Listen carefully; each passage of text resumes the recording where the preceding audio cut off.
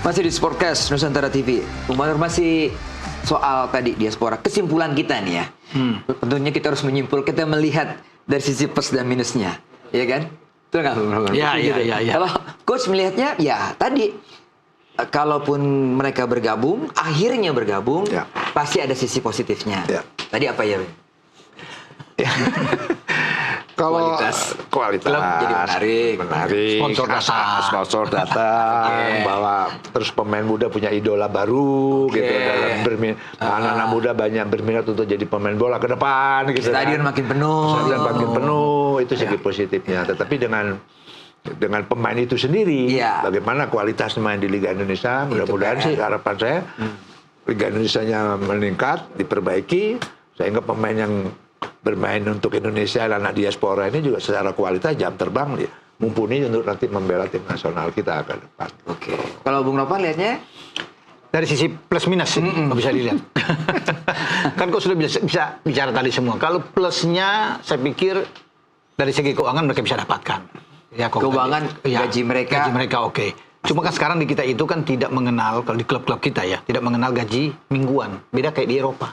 Mereka digaji mingguan, kita bulanan coach ya. Setiap bulan dapat. Nah, itu kan menjadi masalah apakah mereka juga mau, tapi tergantung dengan isi kontrak ya. Satu juga plusnya buat mereka bisa punya jam bermain, pasti akan menjadi jaminan utama. Saya main di sini dipasang terus. Starter karena mengejar jam bermain untuk dilihat oleh pelatih kepala tim nasional untuk bermain di timnas. Itu sisi plusnya yang dia akan dapat di samping tadi sudah bisa merchandise, bisa laku keras banyak kan.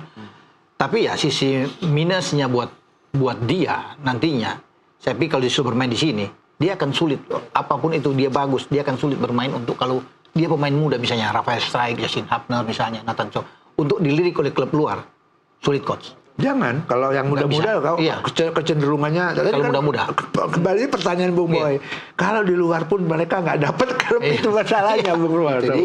Iya kan? Kalau nggak dapat klub mereka bisa bermain di sini, tapi ya mereka harus betul-betul bermain di sini dengan kualitas mereka untuk menunjukkan kemampuan mereka kan. Kalau mereka bagus ya pasti akan panjang. Cuma kalau kita nggak tahu nasib pemain, nasib seorang pemain kalau dia memang sulit untuk balik ke sana itu masih dengan kondisi masih muda. Ini agak berat buat dari nama itu mungkin yang kita lihat selalu menjadi starting line up itu kan cuma dua kelihatan ya. Justin sama Tom Haye. Kita lihat Nathan, lihat Sean, lihat Struijk sekalipun sudah ada di bench. Pilihan kedua. Apalagi Jordi Amat. Jadi memang ya keadaannya seperti begitu. Jadi maksud Om Boy kalau mereka main di Indonesia nggak apa-apa lah, karena udah nggak pernah dimainkan. Saya nggak bilang gitu. Saya pengen juga sih ngelihat Struijk pakai baju Persebaya misalnya. Begitu ya? Iya. Pakai Persebaya, Dewata gitu kan. Iya. Bukan Maluku.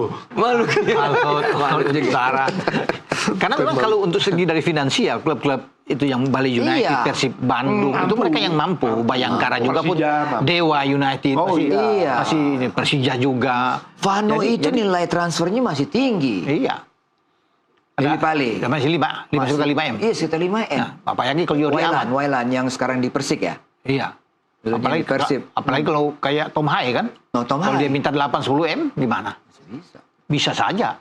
Mampu. Sponsor juga akan datang. Kita lihat itu pemain. Iya.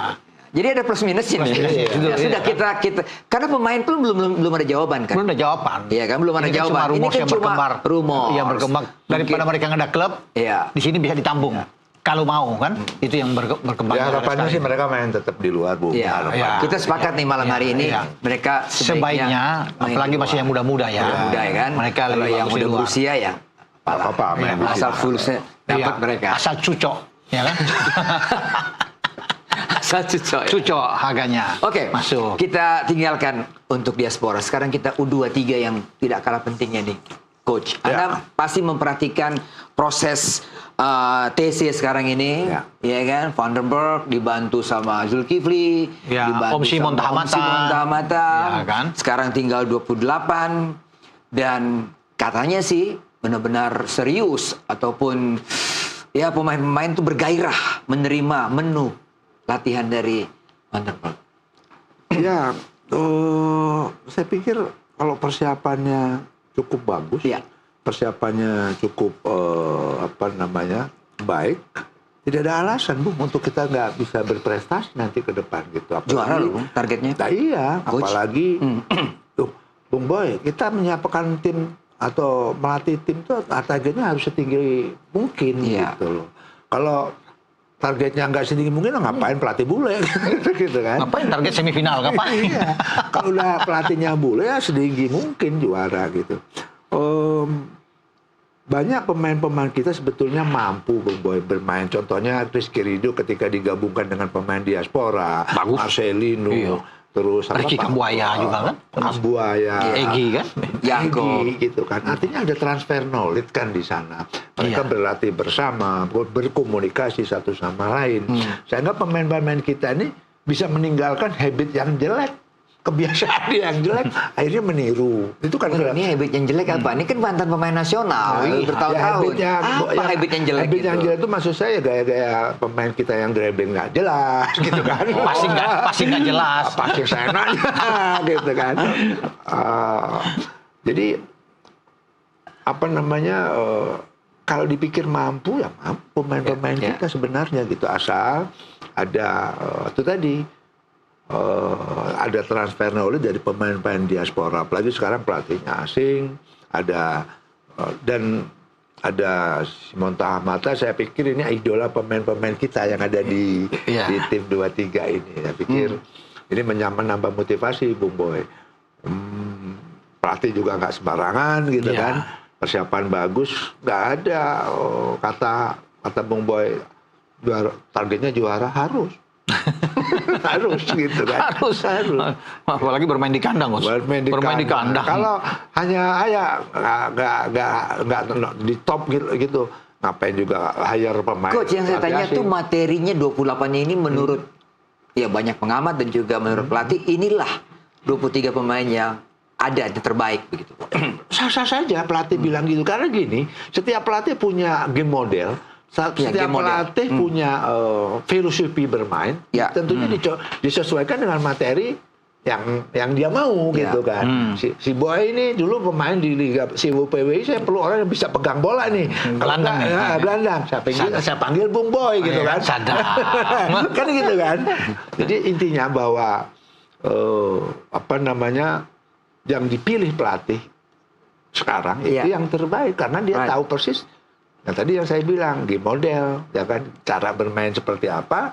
Nah pelatih menentukan pemain-pemain yang cocok apa yang akan dia mainkan nanti di. Nah, saya potong lagi.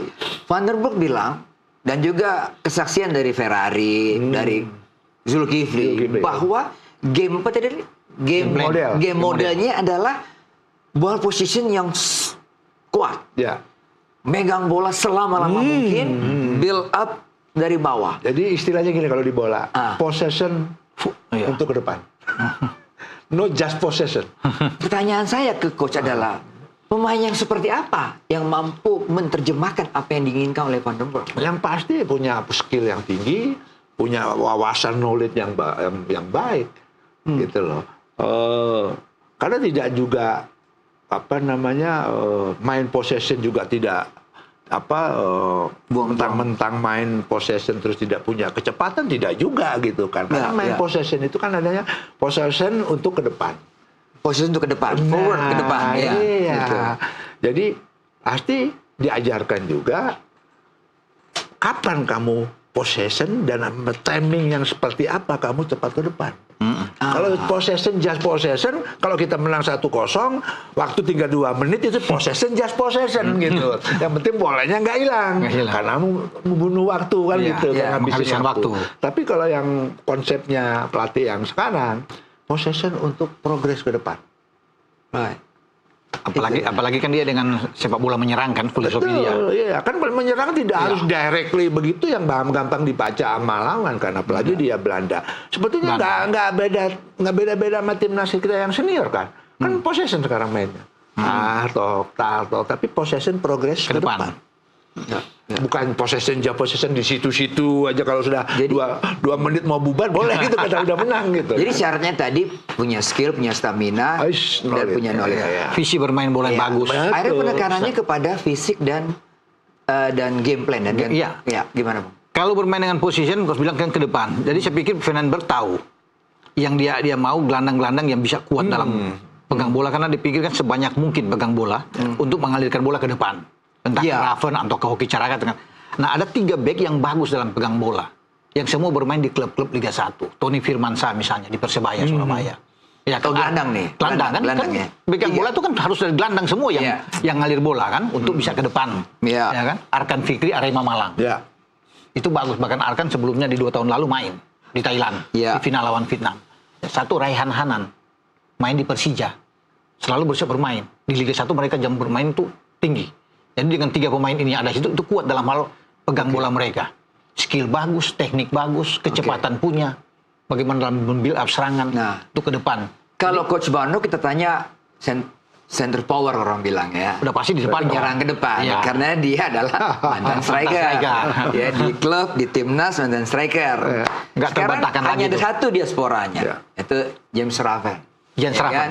Walaupun sebenarnya banyak yang kita inginkan kan, mau si ini, mau si ini. Tapi pilihan pelatih adalah James Raven.